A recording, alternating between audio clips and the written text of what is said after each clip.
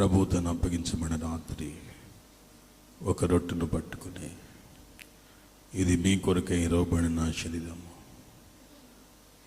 దీనిని మీరు తినినప్పుడల్లా నన్ను జ్ఞాపకం చేసుకునడానికి దీనిని చేయుడు అని చెప్పను. ప్రభు యొక్క శరీరాన్ని గురించి, ఆయన మనకు అప్పగించబడిన ఆయన శరీరాన్ని బట్టి కృతజ్ఞతాస్తుతులు చెల్లిద్దాం. పరిశుద్ధుడా, మీకు వందనాలయ్యా. మా కొరకై విరవబడిన మీ శరీరాన్ని బట్టి మీకు స్తోత్రాలు.